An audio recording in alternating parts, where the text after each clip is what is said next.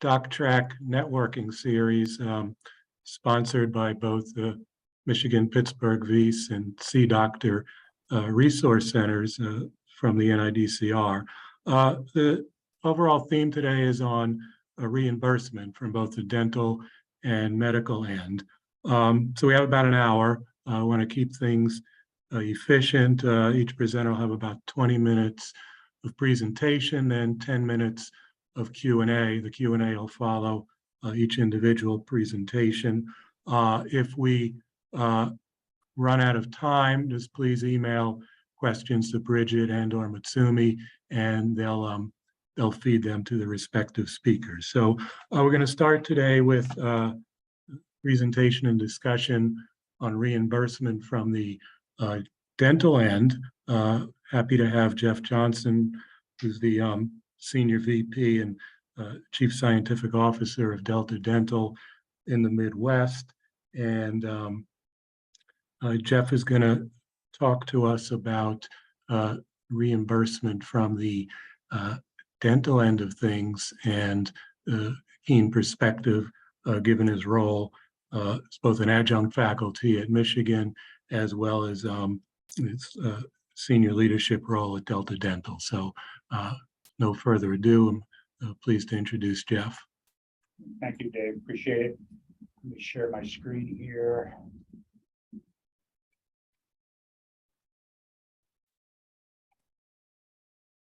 Can everyone see the PowerPoint?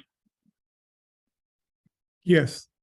I'll have to turn my side so I can see it on the side here. Okay, well, thank you very much for the introduction. As Dave mentioned, I'm the Senior Vice President of Delta Dental, Michigan, Ohio, and Indiana, and I serve as the Chief Science Officer as well.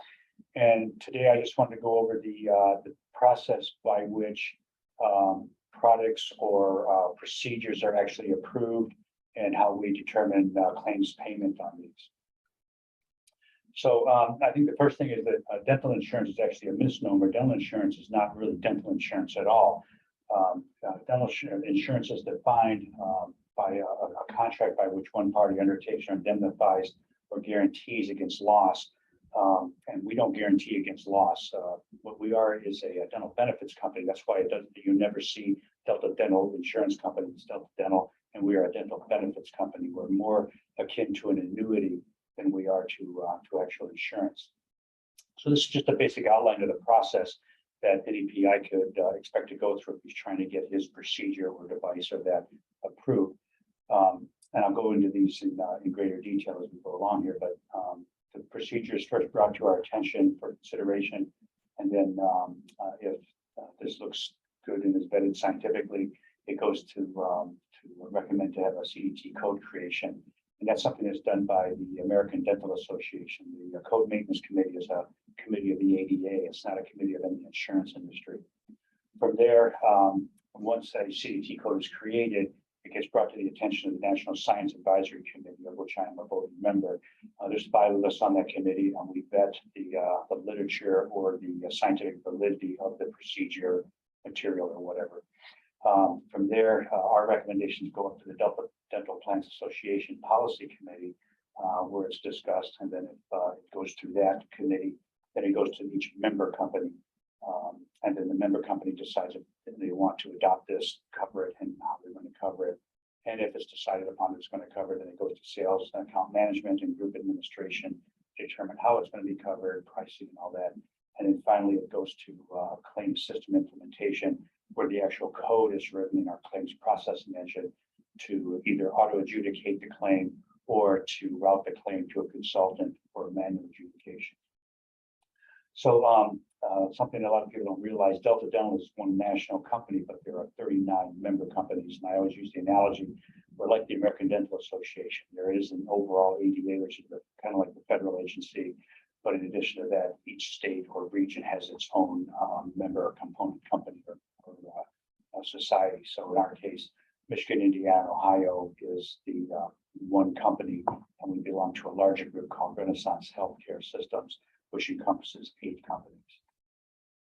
So a little bit about the ADA Code Maintenance Committee. It is, again, is a committee of the American Dental Association, not the insurance industry. There's 17 voting members on that committee, of which the DDPA, the Federal Committee or the National Committee, has 1 vote. And as you might expect, they don't listen to our vote too much because we're the Evo insurance company, but we do have a vote on that committee. It's also important to understand that CDT codes are treatment codes. They're not device codes, and nor are they material codes. So materials and devices are addressed through processing policies. So anything that has a CDT code is actually a treatment code. For example, we have a code for rubber dam placement, which we don't cover for a variety of reasons, but we don't cover the rubber dam material. That's considered inclusive of the procedure of putting a rubber dam on a tooth or a quadrant. The DDPA National Science Advisory Committee is chaired by the DDPA Dental Director. He is a dentist, of course, and his name is Joe Dill, and he's a dentist and has a master's in public health. I'm sorry, an MBA. And the members that comprise that committee are all dental specialists or dentists. So the charge of that committee is to look at the literature and the supporting documentation of the specific procedures, see if it's even valid enough to consider at the policy committee to even discuss covering it as a benefit. And we do that by our policy member review, but also if we have an area that we're not well versed in, then we will hire SMEs to do literature searches or to give expert opinion on it. And some of you on this call may have even been tasked by one of the deltas over the years to write position papers on certain procedures. We generally go to academia for that, the SMEs in academia. The policy committee is made up primarily of dentists of the 17 larger Delta dental organizations, mostly dentists, but we do have some actuaries and some business process people on there as well, because there are some CDT codes that may not be able to be adjudicated in our system. So we have to know that right off the bat. But by and large, the dentists are the ones that are running the policy committee, and we have the largest voice and the most votes on whether or not something's going to get approval for remuneration. So the questions we ask: does the procedure, device, technique, whatever is being proposed in the CDT code meet generally accepted standards of care? Because not all of them do, in our opinion. And so we vet the scientific evidence, and we look at submission, claim submission experience. For example, the latest one was zirconium, when we found out that 85% of all directive restorations in the United States are being done in zirconium, not metal, not composite, not porcelain fused. That's when we really started to decide, should we be covering zirconia as a separate material or procedure? And actually just made that decision a few weeks ago that we're no longer alternate benefiting zirconia crowns, because the literature shows that the durability and all that is equal to or exceeds porcelain fused metal. And with that, we look at claim adjudication from a potential for fraud, waste, and abuse, because some some procedures are going to be very difficult to adjudicate on a fraud, waste, and abuse perspective. So we have to put in rules or plan designs to help protect against that, because as many of you know, unfortunately, not all of our colleagues are doing things the way they should be done. From there, it goes to the policy committee of the component, in our case, Michigan, Ohio, and Indiana. And the first question we ask, is this allowed by state and federal law? Because state and federal law will trump all contract language and all CDT language. And then the second thing is there specific contract limitations with our customers that would prohibit these types of things to be done? And then from there, we look at DDPA policies. Is DDPA policy going to conflict with whatever our policy we're going to develop? And then from there, we look at, are there any member policies that's going to conflict with the policy we're going to create for this new technique or treatment? I'm sorry. So let's see. I'm sorry, I'm moving ahead of myself here. So the policies that we can affix to any CDT code, there's basically three. It can be a plan pay, where we just pay the claim, or we can have a denial. And denials are almost always used for some kind of contract limitation. For example, if a contract says that we're not going to pay for dental amalgam, and there's a CDT code for a new way or new technique using amalgam, we're going to have to deny the claim because the contract says that amalgam is not a covered benefit. So contractual limitations always end in a denial, and they're for things like going over the insurance maximum, frequency limitations, non-covered services, or any investigational therapy. So we we are just, I was just at a policy committee meeting last week in Chicago, and there are certain techniques that came up that we are going to deny because we just feel that the science is too new on this, and we're unsure of what the ROI is going to be to the dentist on these things or the benefit to the patient. So we chose on certain of these techniques to just deny them as investigational, and then let the dentist bill the patient directly without us getting involved with anything. Compare that to a not billable to a patient. There are certain things that are done in the dentist's office where we will not pay for them, nor will we allow the dentist to charge our members or subscribers a fee for that. And not billables, the vast majority of them are because of missing documentation. For example, if you send in for a root canal, one of the requirements is we have to see a pre and post-op radiograph. So if you don't send us a pre or post-op radiograph, we cannot adjudicate the claim. So we will not pay for that, nor will we allow you to charge our member for that service until we receive that radiograph. And that's the vast majority of not billables. And very far second is treatment benefits are being unbundled. For example, if you send us a claim for a crown preparation, tissue packing, image model making, and a crown, we basically just pay for the crown because all those other procedures are considered part of doing the crown procedure.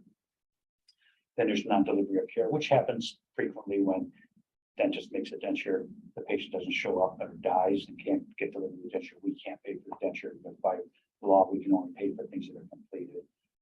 And then finally, which is very rare, treatment doesn't meet generally accepted standards of care.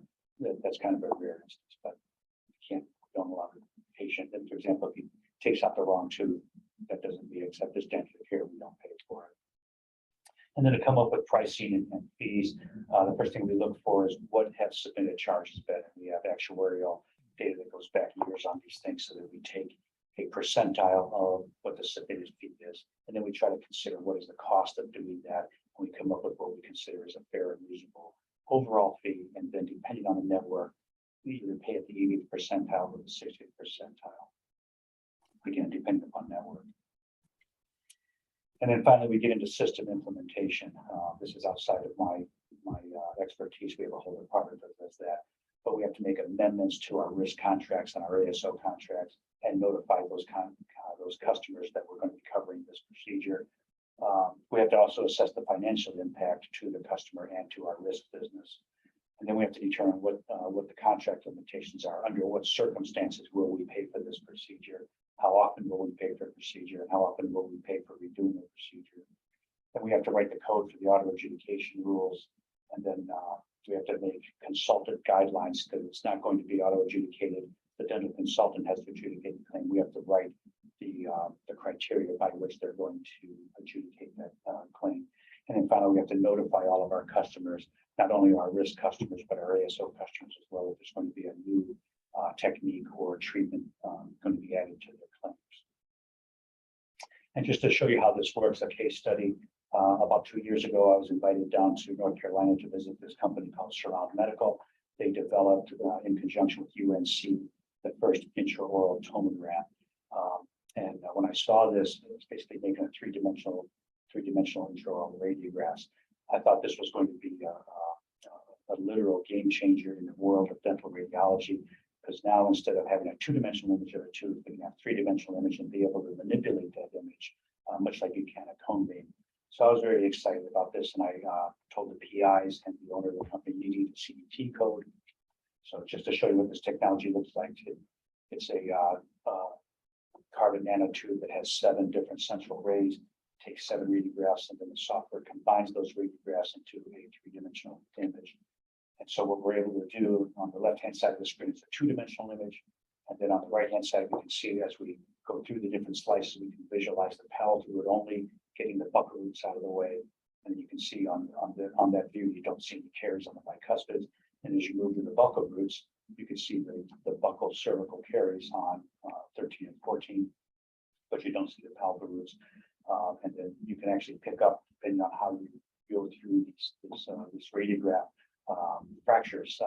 So we saw this as a benefit to the patient, but not only to the insurance industry, because now there's an advantage of being able to pick up tooth fractures before you pay an endodontist to actually enter the tooth to find the fracture visibly. So Surround Medical Systems contacted us, and we recommended that they get a CET code for this, which they promptly did. And so that created the 6 new codes that you see here, which will be launched in 2023. So it's for the capture and the interpretation of the tomosynthesis. So we took this to the code committee, and we've decided this is investigational, that the PDPA policy is to deny back to the patient, but the processing policies here at Delta Michigan will be to cover this as a benefit, because we see this as a way of moving forward this technology, because we see this as a good benefit for the patient, but also for the insurance industry. It's going to be easier to auto adjudicate crown claims in the future, because now we can actually calculate percent volumetric tooth structure loss, and then we can determine where that tooth structure loss is, so we can do claim adjudication automatically on crowns in the future.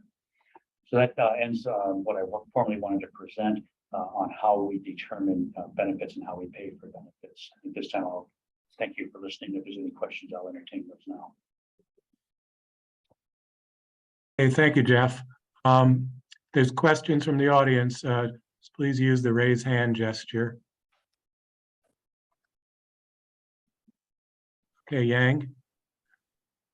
Yeah, thanks, Dave. Thank you, Dr. Johnson, for that really interesting presentation. So let's say if our DocTRC program supported the research program developed a product for bone regeneration, and that involves a scaffold being placed in the patient. And then when you look at the CDT code for treatment, we have bone replacement graft for one side or additional sides or a quadrant. But how do you figure sort of the additional costs that are associated with this new technology when we provide this treatment for patients? We have to talk to Delta Dental and figure out whether that will be covered by insurance. Yeah, a great question.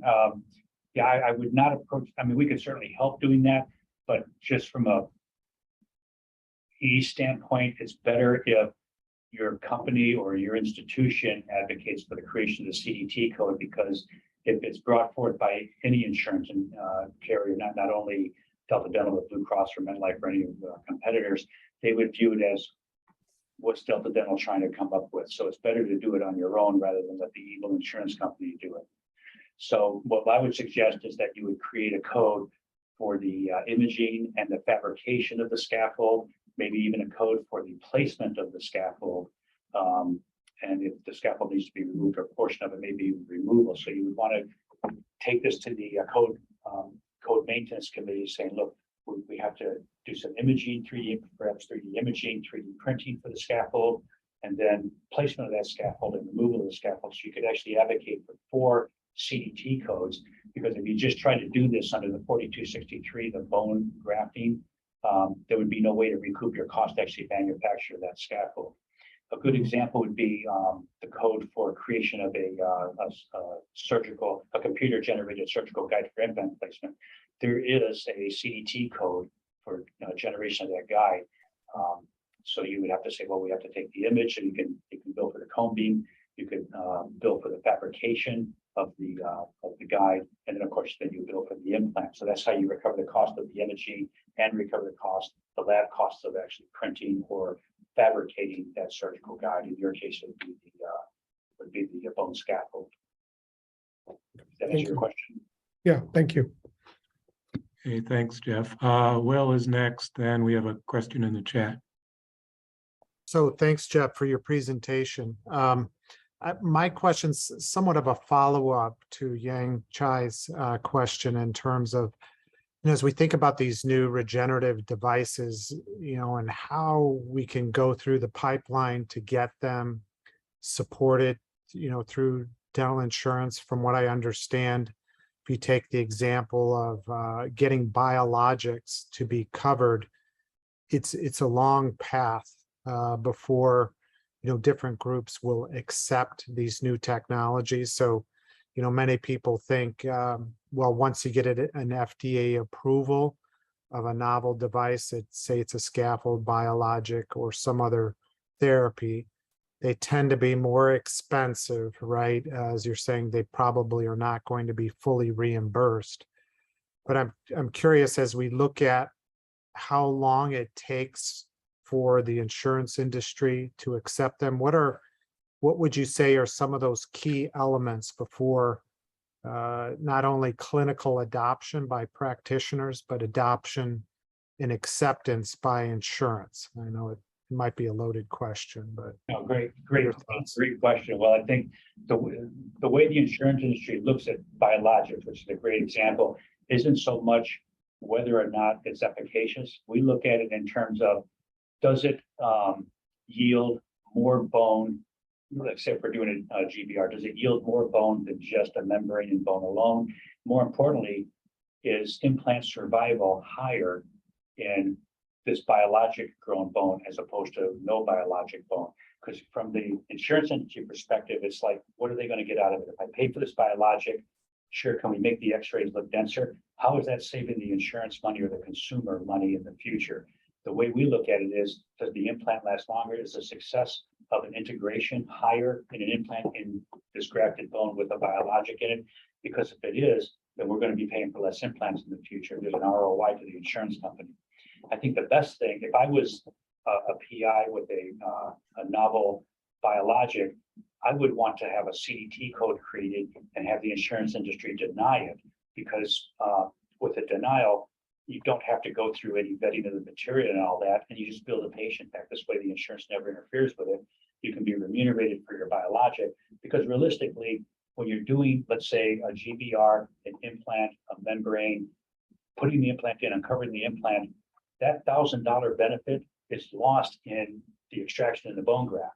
So anything after that, it doesn't matter if insurance covers it or not, because you've gone over the patient's maximum.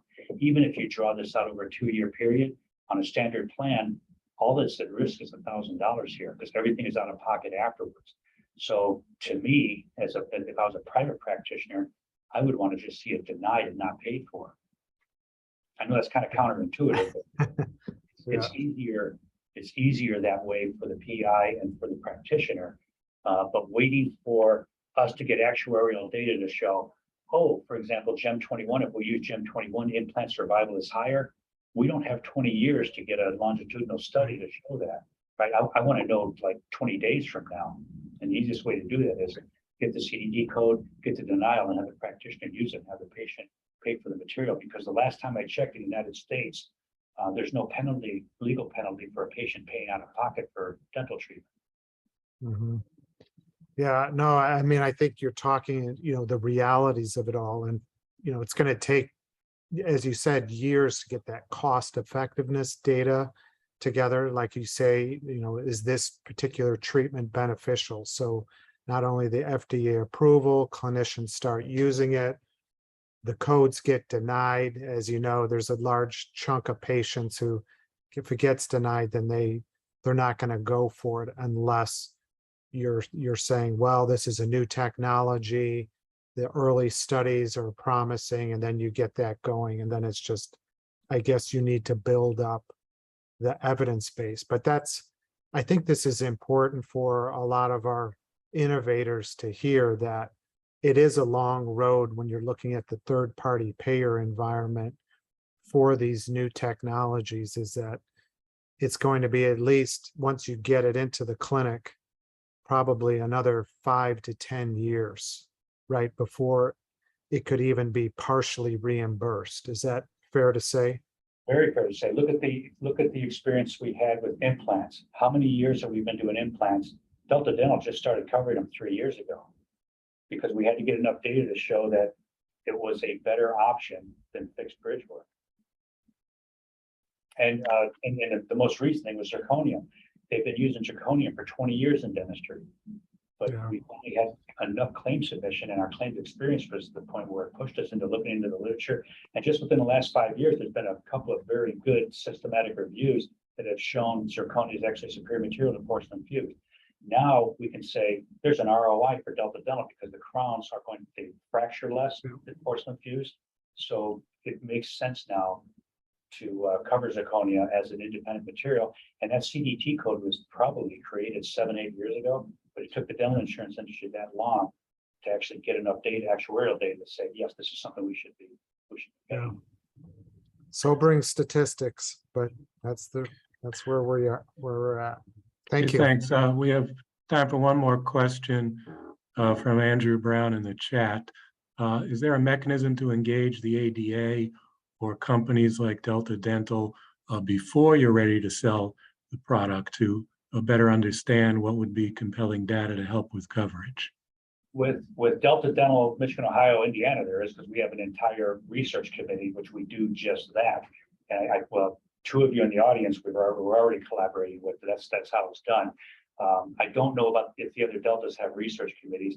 I don't think the ADA would be much help, because again, the code maintenance committee there is specifically tasked with creating more codes for everything a dentist does, and then vetting out the science on these things. But I don't think they would want to get into the entrepreneurial game. Okay, thanks. And seems like a simple question from Francine Berkey.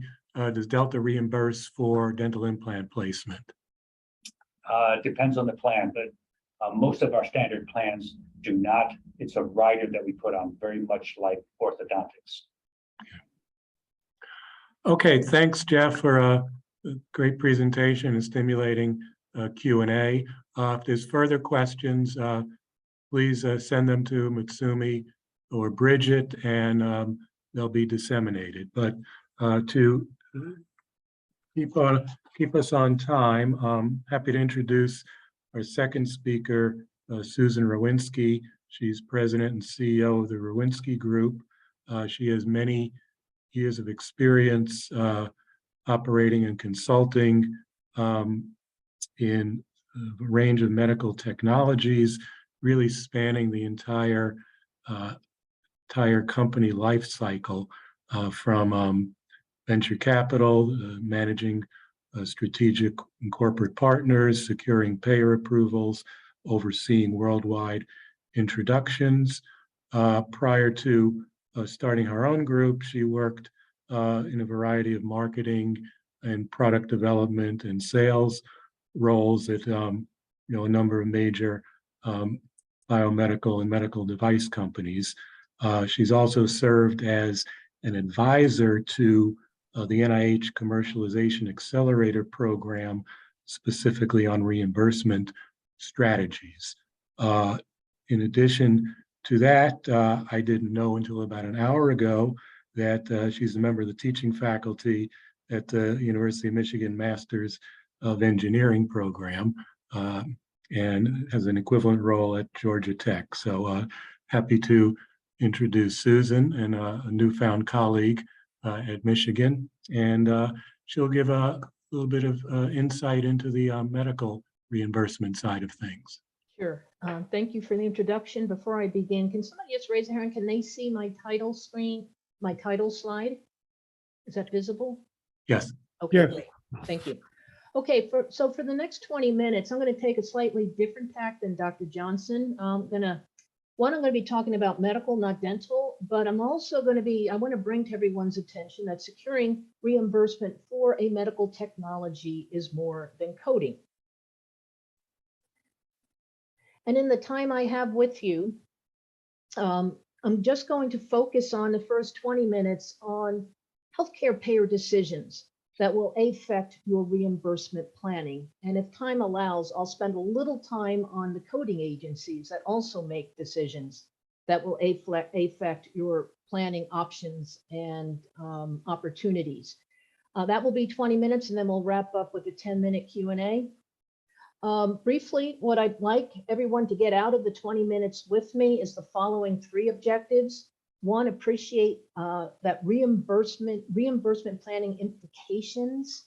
Appreciate the reimbursement planning implications as a result of the heterogeneous public and private U.S. healthcare insurance markets. And I'm going to touch base on that very quickly. But heterogeneous and independent are very important.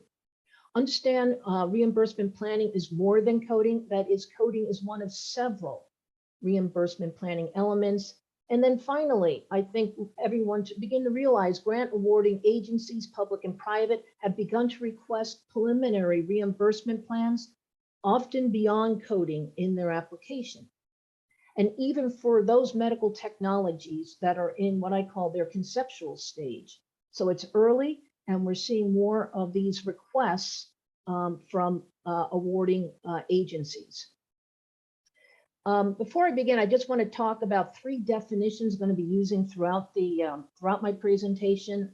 One is definition of medical technology. I use that as a collective term to include medical devices, diagnostics, and digital health procedures, but those that are truly doing a therapy or a diagnostic. So they are truly almost a medical device, except working on a more virtual platform. You'll hear me use the word primary procedure, primary technology. What that means is, and I'll use the cataract surgical procedure. The primary procedure is the reason I am, in this case, for a cataract surgical procedure, I'm admitted to a hospital outpatient setting. But it is the procedure that is to be done to me while in the setting. An adjunctive technology or procedure would be the eye stent. And the eye stent is approved to lower eye pressure during cataract surgery. So in other words, it supports the cataract surgery. So adjunctive technologies support the primary. So I'm going to focus on 2 key payer decisions that will affect your reimbursement planning options and efforts. And I'll share with you, because of the time, 20 minutes, I just selected these 2. There are several other decisions that will also affect your options and efforts. But the ones I'm going to focus on with you today is coverage policies and reimbursement methodologies. And once again, these are the decisions that healthcare payers make that will affect what options and opportunities you have for reimbursement of your medical technology. And before I begin taking on those 2 decisions, I'd like everybody to kind of understand the following. In the U.S. health insurance market is heterogeneous and independent. And what do I mean by this? Over on what is my left, and I'm circling about it, is what I call our private insurance payers or commercial insurance payers. Over on the right are large public insurance payers, Medicaid insurance for the working poor, health insurance for the working poor, and the very poor, Medicare health insurance for those over 65, including those on dialysis, and some mentally and also very selective adults. The Veteran Affairs is insurance for those that have served, and TRICARE is the health insurance for those that are currently serving in the military. So these are large public payers, each of them with a mandate with beneficiaries. Over on the commercial side, which is just as heterogeneous, you would have, for example, United Healthcare and Humana. These are large insurance plans, health insurance plans. They make their money by selling insurance plans to companies, individuals, families, unions, and managing them as well. So they have their health plans. Kaiser Permanente is both a deliverer of services as well as an insurer. We refer to them as an integrated delivery network, being an insurer and a provider. But they also sell and manage their health plans into the US market. And then likewise, you've got large employers such as Google or Apple or Boeing, who actually are large enough, and this also goes for some of the large unions, who have their own unique health plan, in this case, for their employees. But what's important to understand is if we look at these 2 decisions I'm going to just focus in on that payers make, coverage policy and reimbursement amount, each of these, if we go to cataract, the cataract surgical procedure, each of these entities would make their own coverage policy and reimbursement methodology for that single procedure. And thus, the reason I use the term heterogeneous and independent. So let's look at the payer decision, the coverage policy.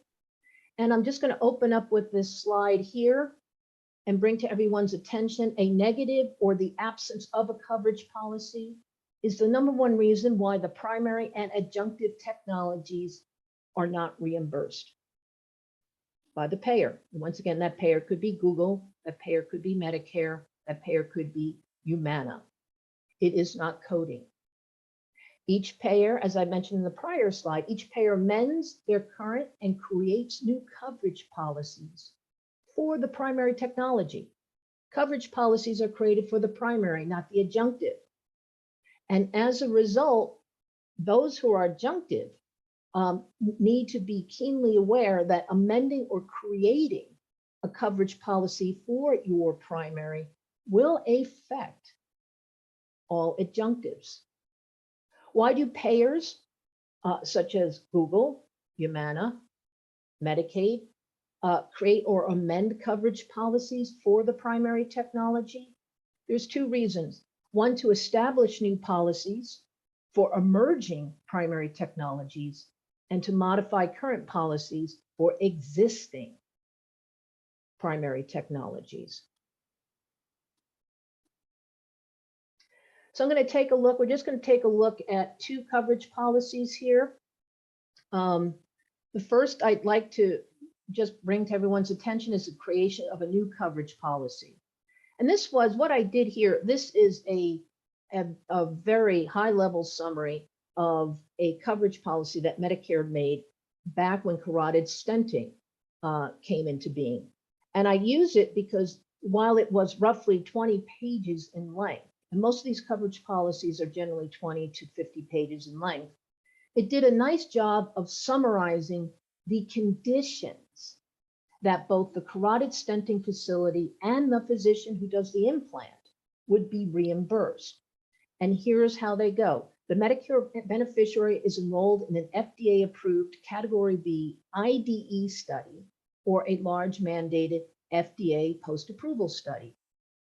Or the beneficiary is considered high risk for carotid endarterectomy and has symptomatic carotid arterial stenosis greater than 70%. So it's one of these 2 conditions and must be performed in a Medicare-approved carotid stenting facility.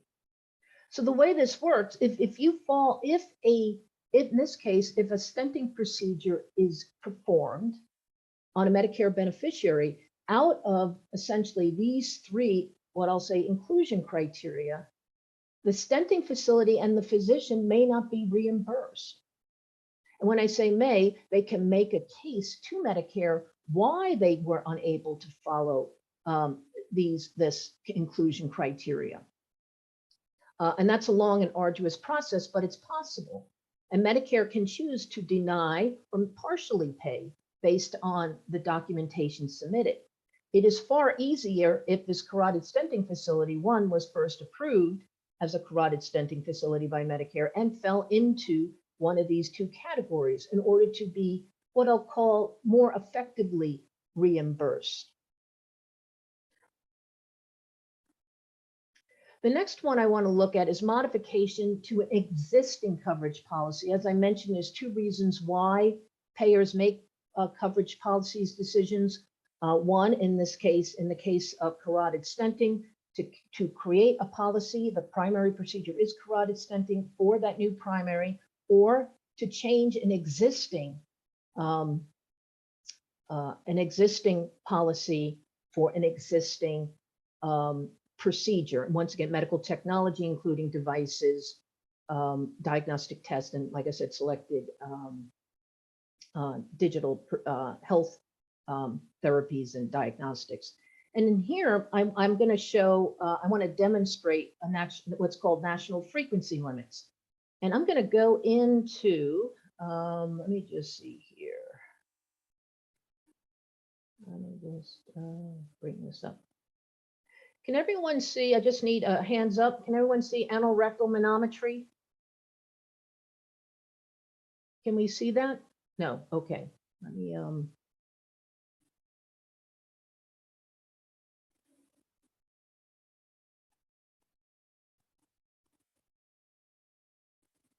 Can we see a black and white document? Yeah, now we see it. Great, thank you. Okay, this was a policy. Anorectal manometry is a diagnostic test. And let me just do something here. Okay, so anorectal manometry is a diagnostic test that's performed historically in hospitals. And it's a very expensive test. It's there to diagnose if fecal incontinence is or is not present. And before this coverage policy was updated a couple of years ago, there was unlimited, what I'll say, let me just see here. There was essentially unlimited frequency that anorectal manometry could be done on a Medicare patient. And so this was what Medicare did is they changed from unlimited use of this diagnostic test to what we call utilization guidelines. Medicare would not expect these tests to be billed more than twice in a patient's lifetime. So you went from unlimited to twice in a patient's lifetime. And this is what we refer to as frequency limits. And they're typically done on procedures that are more in the diagnostic side of the house versus the treatment side. Imaging, there's national frequency limits. In this case, this is a hospital-based test, very expensive, but is now limited to being billed to Medicare for coverage. If that hospital and physician are to be covered and reimbursed, it cannot exceed more than twice in a patient's lifetime. Anything beyond twice in a patient's lifetime, documentation would need to be submitted and a decision made whether that physician and or hospital would be reimbursed. I'm just going to, looks like I need to reshare my screen.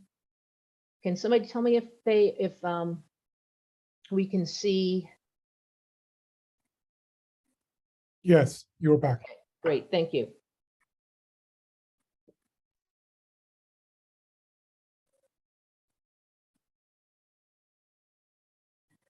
So the second decision I'm going to talk about in the last 5 minutes that we have is reimbursement methodologies.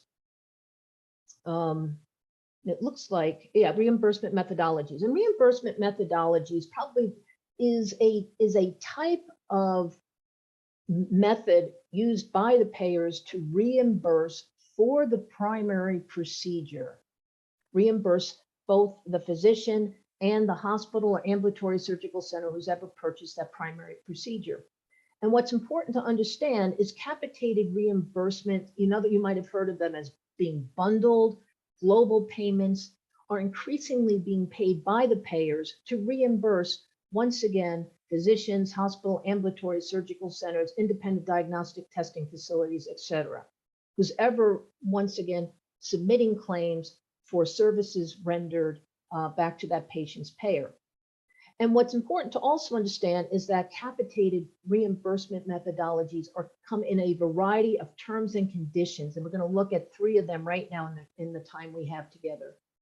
First is the Medicare MS-DRG system. It's the first capitated reimbursement methodology established by Medicare in 1984. And its focus is strictly the hospital, and it pays the hospital one sum for all the procedures, primary, adjunctive, supplies, all the procedures and supplies and pharmaceuticals that were used during that hospital stay.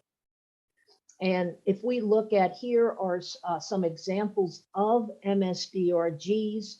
Here is MSDRG 247. That is a percutaneous. It's a percutaneous coronary intervention with a coronary stent. Pays roughly a little bit over $11,000. That's a U.S. national amount. So everything that is done during that procedure would be garnered. That hospital would receive a little bit over $11,000. Major head and neck procedures, their big DRGs are 140 through 142, and mouth procedures, their DRGs are 137 to 138. But once again, what's important, all of these DRGs are assigned a global amount per hospital. So each hospital has its own unique global amount for MSDRG 137, 138, 140 through 142. And that is, like I said, that captures all primary adjunctive pharmaceutical supplies that was used from the time that patient is admitted until they are discharged. Here's another example of a capitated reimbursement method. This is through Blue Cross Blue Shield of Tennessee. They launched a capitated payment system for total hip and knee replacements. And this was targeted to the 4 largest orthopedic physician practices in Tennessee.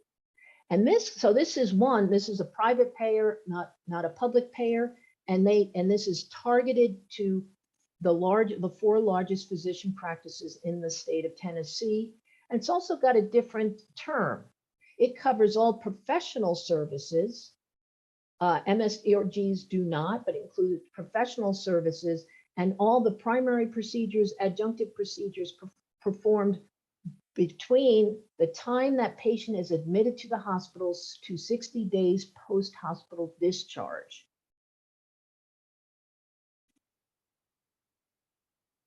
So as we wrap up here, I can see my 20 minutes is up.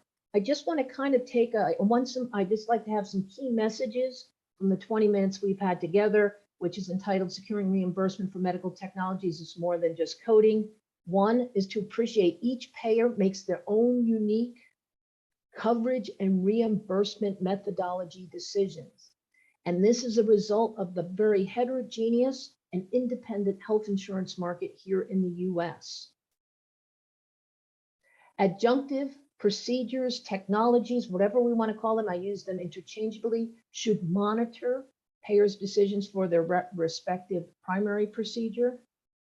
A negative or absence of a coverage policy for the primary is the #1 reason primary and adjunctives are not reimbursed. It is not coding. Capitated reimbursement methodologies for the primary procedure is another reason the adjunctive is not reimbursed by the payers. It is not coding.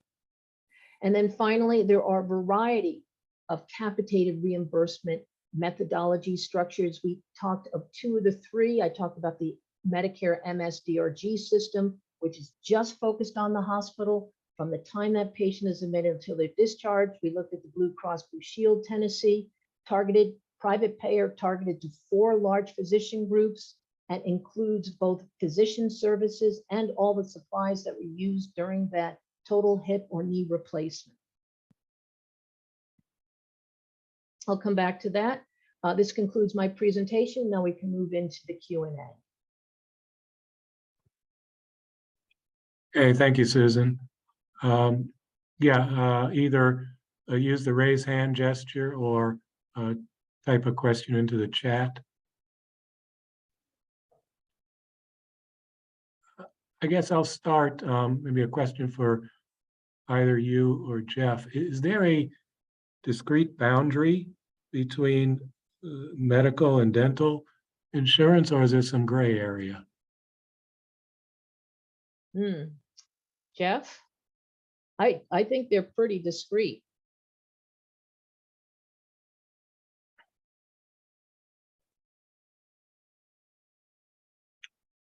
I think you're muted, Jeff. I think after 2 years, I would have figured that out. Yeah, they are discrete. We can only cover things dental origin and a lot of procedures that deal with oral medicine that are actually covered under the medical plan. So we defer to medical as primary in those cases. Right. Okay, thanks. And I do have some questions that were pre-submitted. I could also bring up, David. Oh, yeah, please do. Yeah. There was a question submitted from someone. What is the difference between CPT codes and DRG codes? And how do they interrelate? Actually, CPT codes, when we look back at DRGs, let me just go back to that slide.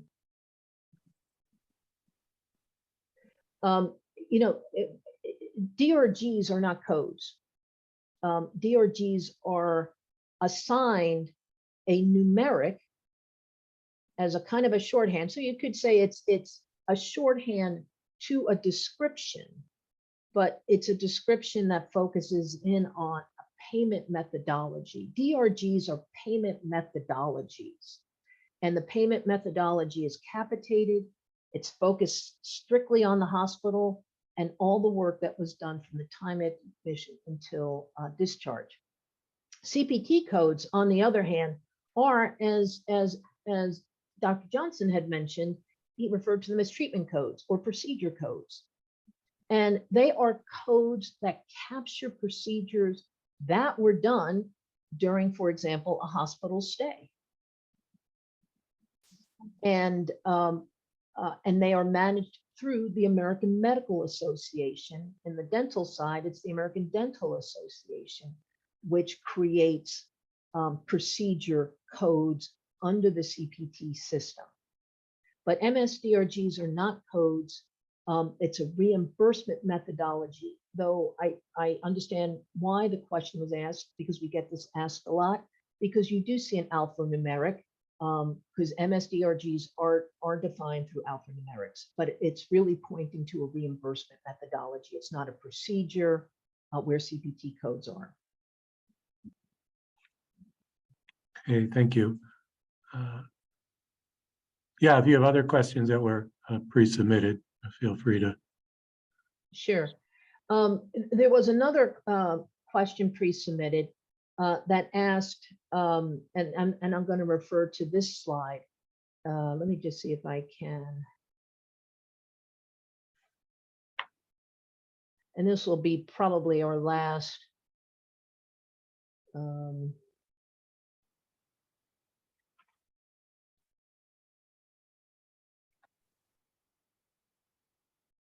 So this question asked about, I'm just going to take us to our website. And this question that was pre-submitted asked for where could you find reimbursement resources? And, as I mentioned, I teach a lot. I've been teaching since 2006 and have taught over 1,000 students the intricacies of reimbursement planning and implementation. So on our website, this was specifically created for them, for anyone else, where we really consolidate, and I think this is a nice way to end my presentation, the numerous stakeholders that are involved in creating coverage policies, coding, reimbursement amounts, reimbursement methodologies. These are all the planning elements in medical reimbursement. And so this really highlights all of these stakeholders. The company or the entity developing the medical technology will need to navigate who of these stakeholders are relevant and who is not. And each of these drop down and further disseminate into a list of what I'll call second, this is a category, but under this category, let's just go under coding organizations. As you see, there are several codes. Well, which of these would be relevant? And who oversees that coding process? So this was a question. I also asked about case studies. Can you share with us any case studies? On our website are 6 very unique case studies where we really try to make the case of the many iterations reimbursement planning and implementation can take. So on that note, I see it's 4 o'clock local. I'd be glad to take any other questions. Dr. Johnson, any other questions? Hey, thank you. The last call for questions. Appreciate everyone keeping things on time. I think I know Susan has a hard stop in a couple of minutes, but are there any last questions?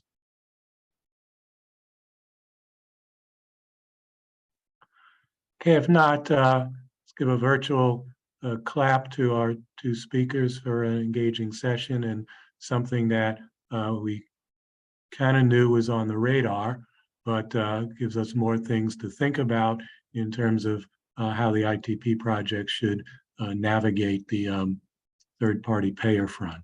So thanks, Jeff, and thanks, Susan, for engaging with us today. And appreciate your time, and have a good afternoon, everybody. Okay, Thank thank for the you. invite. Thank you. Bye-bye. Bye.